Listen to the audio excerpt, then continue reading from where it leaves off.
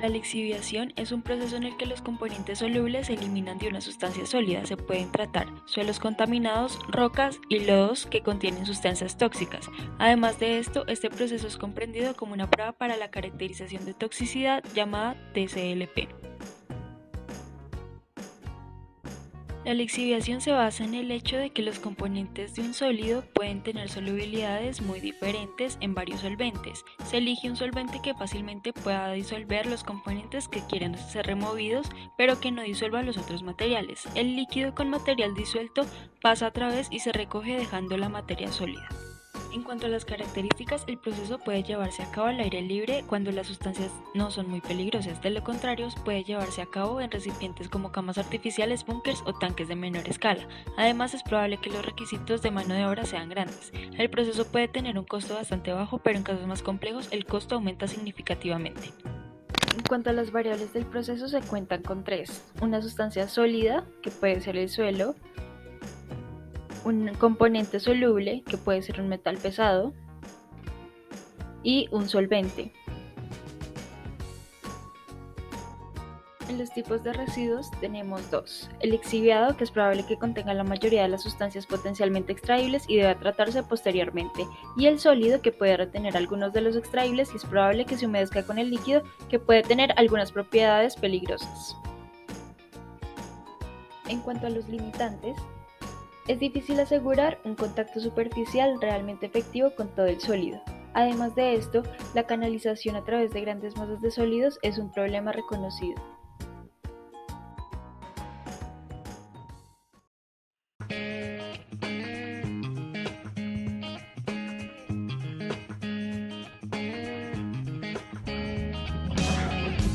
Definición: proceso en el que uno o más de los componentes de un líquido o gas son retenidos en un medio sólido, es decir, el absorbente, con el que el líquido o gas entra en contacto. Principios de funcionamiento. El absorbente suele ser una sustancia muy porosa que atrae y retiene ciertas especies presentes en la corriente de desechos que pasa por encima o a través de ella. Los absorbentes incluyen el carbono activo y una gama de polímeros y resinas. Generalmente no son muy específicos en cuanto a las especies que atrae. Características. Los requisitos de la planta implican un recipiente o columna que contiene el absorbente y a través de los cuales se hacen pasar el líquido o el gas por medio de las bombas sopladores, etc. La mano de obra es mínima. Principales variables del proceso. El proceso no suele considerarse como una opción de tratamiento primario, sino como una reserva residual después de otros procesos.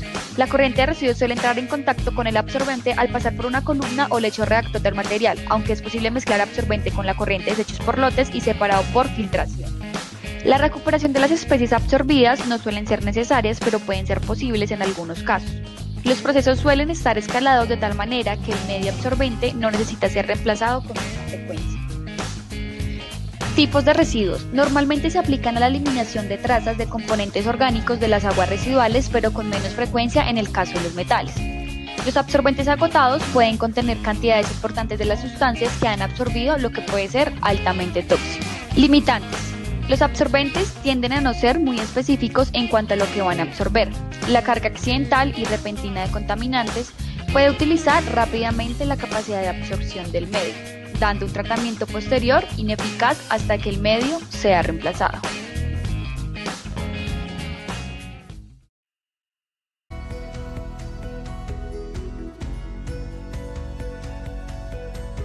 La filtración es un proceso mediante el cual el lodo, el agua residual u otro líquido que contenga sólidos suspendidos pasa a través de un medio, ya sea papel, tela, vidrio sinterizado o una placa finamente perforada, de tal forma que el líquido atraviesa dejando atrás el material sólido. El proceso puede llegar a tener muchas variaciones, principalmente se implementa la gravedad, pero para flujos con mayor volumen, como en el caso de aplicaciones industriales, es necesario implementar presión para forzar el líquido a través del medio filtrante, por lo cual se implementan operaciones automatizadas. Los sistemas de gravedad pueden incluir camas filtrantes de gran área, pero estos solamente son apropiados cuando los niveles de sólidos suspendidos son bajos. En el caso de los flujos altos, las plantas mecánicas incluyen diferentes tipos de filtros, como lo son los filtros de prensa, filtros tubulares y filtros de vacío rotativo.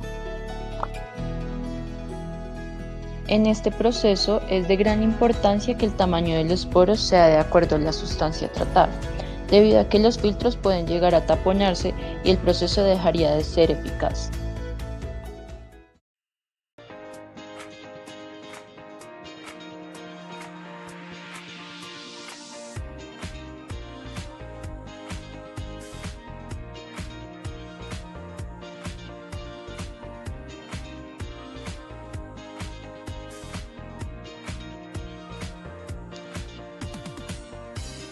La digestión anaerobia es un proceso biológico que tiene lugar en ausencia de oxígeno, en el cual parte de la materia orgánica de las deyecciones se transforman por la acción de microorganismos en una mezcla de gases llamado biogás, constituido principalmente por metano y dióxido de carbono. Se trata de un proceso que ocurre de manera simultánea en el reactor. La materia orgánica se descompone en compuestos más sencillos que son transformados en ácidos grasos volátiles y estos ácidos son consumidos por los microorganismos metanogénicos que producen metano y dióxido de carbono. El proceso de degradación anaerobio se lleva a cabo en ausencia de oxígeno. Un gran número de microorganismos que trabajan en serie o en serie paralelo degradan la materia orgánica en sucesivas etapas. En la práctica ingenieril se acostumbra a considerar 3 etapas para residuos sólidos o lodos: hidrólisis, acidogénesis, metanogénesis, y 2 para residuos líquidos: acidogénesis y metanogénesis.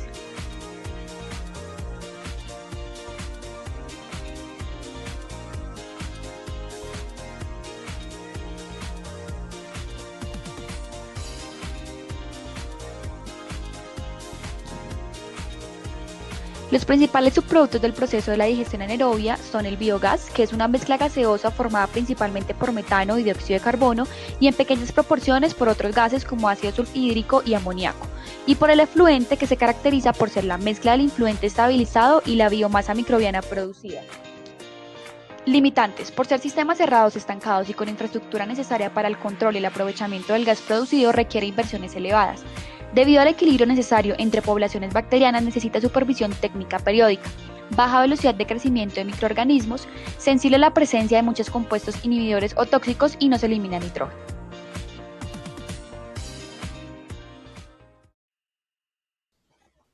Ahora vamos a hablar del proceso de pirólisis. La pirólisis se define como la degradación térmica de una sustancia en ausencia de oxígeno, o con una cantidad limitada del mismo. Sin embargo, en el caso de los residuos hospitalarios y materiales similares, una completa ausencia de oxígeno es inalcanzable. Como resultado, se producirá durante la pirólisis cierta oxidación y se formarán, por tanto, dioxinas y otros productos relacionados con una combustión incompleta. Dentro de los principios de funcionamiento, primero está la fase donde los residuos son triturados, luego pasan por el tanque de pirólisis donde se da la combustión, para finalmente los vapores con bajo peso molecular convertirse en gases y los de alto peso molecular condensarse y convertirse en aceites. Las características del proceso: el primero es que el único oxígeno presente es el contenido que tiene el residuo a tratar. El segundo es que las temperaturas oscilan entre los 300 y los 800 grados centígrados. Y el tercero son los tipos de residuos que se generan en este proceso. Respecto a los tipos de residuos, está el gas, cuyo componente básico es el monóxido de carbono, el dióxido de carbono y el metano, y compuestos más volátiles procedentes del cracking de las moléculas orgánicas conjuntamente con los ya existentes en los residuos. Los siguientes son los residuos líquidos, compuestos básicamente por hidrocarburos de cadenas largas como alquitranes, aceites, fenoles y ceras, formados al condensarse a temperaturas ambiente. Por último, están los residuos sólidos, compuestos por todos aquellos materiales no combustibles, los cuales o bien no han sido transformados o proceden de una condensación molecular con un alto contenido en carbono, metales pesados y otros componentes inertes de los residuos. Las principales variables del proceso son la composición de los residuos, la temperatura y el tiempo que se aplique.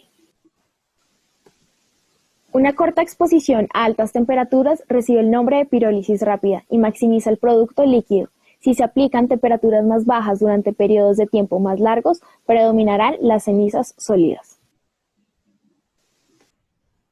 Cuando los residuos son principalmente inorgánicos, técnicamente se debe aplicar la pirólisis. En este tipo de residuos no hay reducción en volumen o masa, lo cual conlleva una mayor generación de croques o char que deberán ser dispuestos como residuos peligrosos.